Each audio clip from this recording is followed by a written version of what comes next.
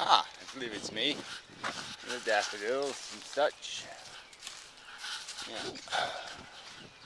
Not a terrible morning, but not bad. Terrible. Anyway, cigarette. Yeah. Real cigarette. Thank you, Glenos guy. Prettiest man in the world. Yep.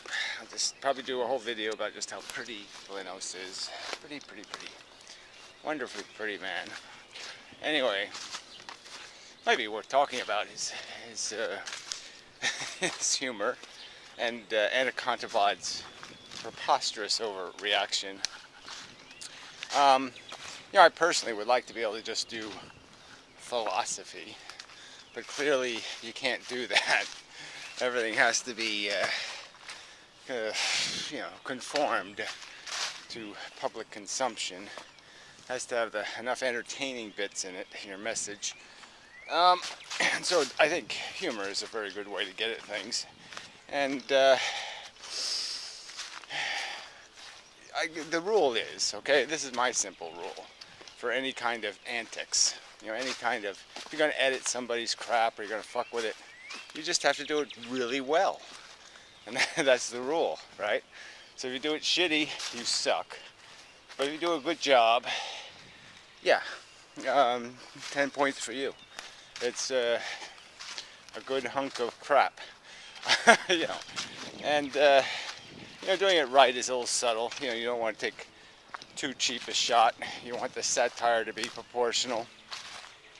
So there's lots of, you know, doing it right's a little tricky. But I think Glenos does do it right. I think he is quite restrained almost in how far he would go. I would go a lot further. You know, if I was writing the script, he would have wrote in on the tiger and started singing a song from The Sound of Music or something. You know, with bow legs. He'd get off the tiger and be all bow-legged. You know, hey partner, you know, some Western dude. You know, old manly man. You know, and then start singing The Sound of Music, and then there'd be like a bunch of, you know, horrible screams in the background of animals screaming and shit, and he'd just call that music to his ears, and some kind of, you know, he didn't even touch the sadistic nature. But anyway, the funny part, the ironic part is Anaconda Vod talks about how he loves his little horror genre movies and this and that, the other bullshit. And you're just saying that's a mockery of suffering, most of that crap. And I'm sure he loves his Irish humor or loves this and that. It's just so, again, it's just duplicity. I mean, it's just so fucking hypocritical. He's just such a hypocrite. You know, when anything happens to him, it's a tragedy. When it's happening to somebody else, fuck it, who cares? It's not my job, it's happening to them. It's a to them. Yeah, therefore not relevant. I just hate this shit. Anyway, so I don't know if this is a whole subject. Did I mention how pretty Glenos is? Very pretty man. The great news is I have enough cigarettes where I can praise him a lot. But every time I have a cigarette, I'll be able to say, oh, Glenos. I'll probably go totally gay. Probably. Anyway.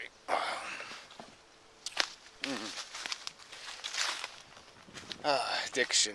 So that should be the subject, right? That was going to be my subject. So, might as well get to it. These big words, addiction. Big. I mean, conceptually, that's the concept. That's the quanta of existence. You know, are the addictive compulsions that possess us, the unreasoned desire, and yeah, I mean, obviously the food thing, the air thing, they kind of obvious compulsive addictions. You know, and then you got the sex thing, and then you got the ego thing. And you know, I guess the ego thing is where people, you know, that's where all the messy bits are, in some sense. I mean, the more complex psychology. although it's not very complex when you really pick at it. But that's where the ambition is. You know, the stuff that makes people think they have something to prove or something to gain, you know, by playing. Even I, you know, as a anti-lifer, every day I'm kind of caught up in the success and fail game. You know, be a winner, you know, accomplish my tasks efficiently and completely. You know, don't have any screws and nuts and bolts left over, you know, do it right, and do it economically. You know, it's like a competition. It's a, you know, whether you're competing overtly with other people or whether you're just competing with some idea in your head of what good performance is. I mean, some people it's just about the money. That's also, sometimes it's just about the money. You know, sometimes it's very monetizable, this thing you're after, that you're addicted to, the comfort, you know, the normalcy, the my friendly couch. You know, I'm kind of addicted to my friendly couch. I'm not really addicted to the stream. Yeah, I probably wouldn't mind if I didn't have to bother with that. But you know, many parts of this landscape I traverse, I'm attached to it, you know, through experience, through living it. And if I had to imagine, you know, it's like two slices of bread in a sandwich or something. I can't really imagine it without me, and you know, I can't really imagine me without this as part of my environment. And so it becomes a confined comfort space, a comfort food, a comfort game, a comfort. It's all about this, you know, attachment, which creates necessity as part of your definition of what it takes to make you comfortable. So, where else does this go? I mean, this is, you know, it just does. It is every part of us is just loaded, you know, with a contrived element. And the contrivancy here, you know, the whole ego thing goes back to, you know, the fact that we're social animals first. You know, and that creates the need of a hierarchy, you know, a tribal leader, and somebody to make decisions, commitments, you know, to take the chaos out of, you know, everybody hunting at different times and doing this and doing that. You do have to have something to mimic in social orders. I suppose that's another element of our psychology. Is the fact that, you know, the sheeple syndrome is just a mimic syndrome, probably psychologically, because we're sort of made to mimic, and it has more than one advantage to social animals. I mean, one, you can teach each other that way. Somebody finds a new and better way to do something, and but it also has the function of, you know, creating cohesiveness without their need for language. I mean, the lionesses, you know, when they're going on a hunt, they don't have a conversation about it. You know, they don't go, it's time for a hunt. No, the you know, head bitch says it's time to hunt, and everybody else kind of just follows along, and you know, based on how she pecks the order, will tell you what role you're going to play today, you know, whether you're going to be a chaser or a snarer.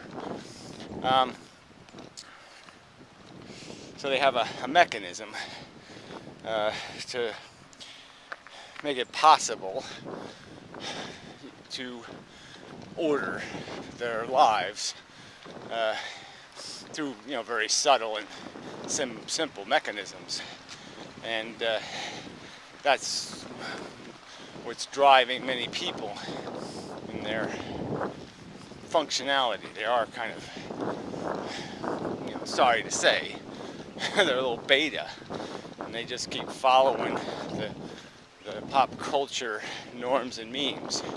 So as soon as you put something in their face, an idea, you expose it to them enough, they'll start to just mimic it, so parrot it. Once they start parroting it, they'll start believing it. And so I guess that's why something like religion could last so long, is that there was so many psychologies capable of just mimicking. It is strange. I mean, I was such a beta kid, you know, in terms of I had every insecure, you know, which I don't know what the right word is. I wasn't a winner, and yet I somehow was alpha, in the sense that, you know, I didn't just shut up. I did complain. I did question. I did fight. So there had to be something inside, some mechanism of this psychology, some monkey brain part of me that somehow got a signal early on that there needed to be an alpha. It might have been because I had sisters. It might have been because everything was too ordered. Yeah, it needed an asshole to, you know, to shake things up a little. Maybe there's an evolutionary advantage to having an asshole show up every now and then, and see if you're not caught in a beta spiral of mundane and unimaginative. But it is just kind of funny that even when I was insecure, you know, as a psychology, and I guess I'd say I still am as a psychology. Well, I guess I can't say as a psychology, as a I don't know what the right word is. I mean, it's obviously part of psychology. It's one part is insecure, and obviously the other part is saying, fight, die, yeah, get killed, who cares? It's worth the fight. There's some kind of resistance. I'll have another one of these. I have them. Yes, the addiction, the compulsion. So anyway, they studied some of this stuff, you know. I mean, they do it with the monkeys, and they deprive them of a mommy or do some other kind of stuff, and they find out they turn out more aggressive or something. Maybe it's just something like that. Maybe it's just aggression. I don't think so, because I don't think I was ever... I wasn't a bully of any kind. I never picked on anybody. I was always coming to people's defense. You know, when I got beat up, you know, I was always telling off the might makes writers, and you know, trying to humiliate them in some way out of thinking they were so the shit. You know, just because they're bigger than everybody else. So anyway, it's kind of funny that I always had that kind of role. But maybe that again that's because I had sisters, and once in a while you'd see where they needed defending, maybe. I don't know. I mean, I just was kind of runty and useless, but it's the mental thing, right? It's not about what you are, it's what you think you are. So I guess it's like them little tiny dogs that do all that stuff. You know, like they all think they're something, and you know, they're runts. I certainly had a knowledge of that, so yeah, see, it's hard to find the exact. Well, I certainly shouldn't do it in a walk and talk video. Oh yeah, let's psychoanalyze me on the fly. Probably no point in doing that. I guess the point I'm trying to make is that this ego thing is complicated, and but it's all some sort of compulsive disorder in the end. You know, you're just compelled, you know, to be whatever you are, an asshole or a hero, a villain or a hero. I suppose you could narrow it.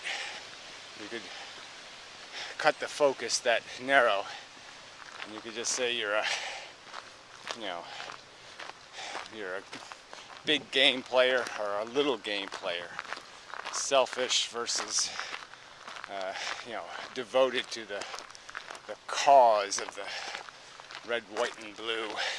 I mean, I don't want to make it. I mean, obviously that's what it can fall into. It can fall into just being a lost cause for a lie, which religion is, and most patriotism. It's not a fight for the principles. It's a fight for a bunch of duplicity and propaganda. So that's not a win. But obviously I would say I'm here to be interrogated on the depth of my causes, on their rationality, on their connection to what we know to be facts. I'm not afraid of that contest. I'll fight in that arena confidently, you know. Yeah, but I've said this before. I mean, all these, it's just kind of sad that it all comes down to, you know, you have to, a philosophy, an idea has to be translated into monkey. You have to translate it into animal talk, you know, chatter, you know, facial expressions, some kind of bullshit to trigger, you know, the compulsive psychology, to solidify the attachment, the dependency, the, you know, lifelong relationship. You get it? So now you're addicted, you're compulsive, you're, you know, you're it. You are what you think. You are what you believe. It's pretty powerful and such. It prettied this up kind of nicely. Very nice. Yeah, fishing derby. Yeah, police tape. Keep people from stealing the fish.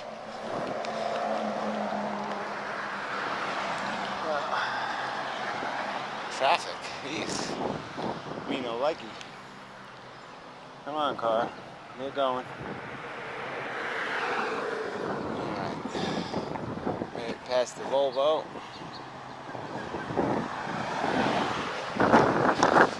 Usually people stop. So it's usually some person who stops that you don't want to stop. And then when you want people to stop, they don't stop. Kind of funny. So, I'll probably be here on Sunday. Probably. Mostly. I guess those are the official guys who do official something or other. Oh. But very nice. Too many geese though. Foreigners. Canadians. Fucking Canadians. Go back to Canada. Dirty little fuckers. Shit everywhere. Anyway, anything else? I don't know what the, oh, I guess they're raking the gravel. Very good. Yeah. Yeah, it's quite nice. Anyway, I guess I'm done. Mostly. Pick it up later.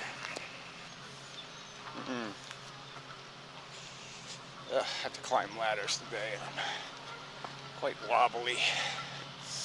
Anyway, I already said that, didn't I?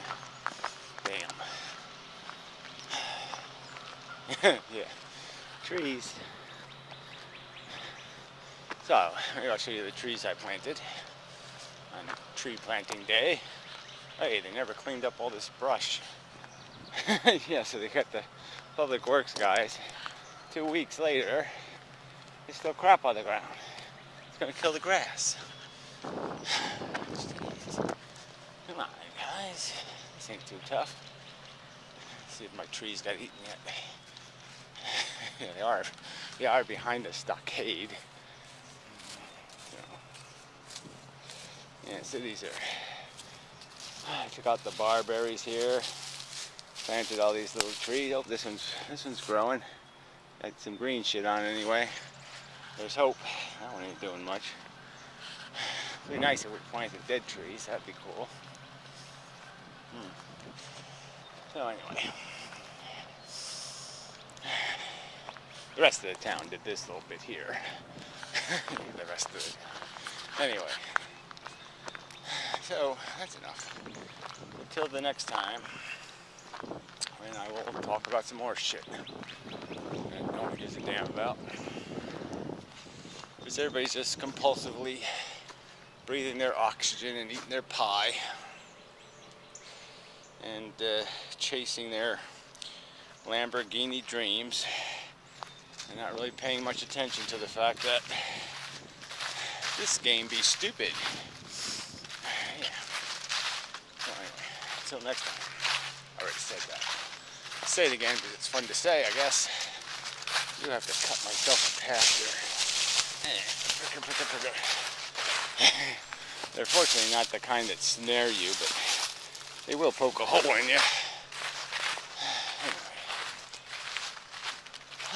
Stream. This is my stream. As a kid, I was addicted to this stream. This is my place in the world. That tree right there that's falling down now, that was my tree. That rock right next to it there, big rock there, right there. That was, sit there and think about girls' breasts. Yeah, well, whatever. I was compulsive and addicted. So I did do some philosophizing, but yeah, mostly it was the philosophy of boob and snatch and all that. But anyway, I did have an idea that I should have been doing better than that, but it's a little too distracting back then. Still too distracting. Anyway, until next time.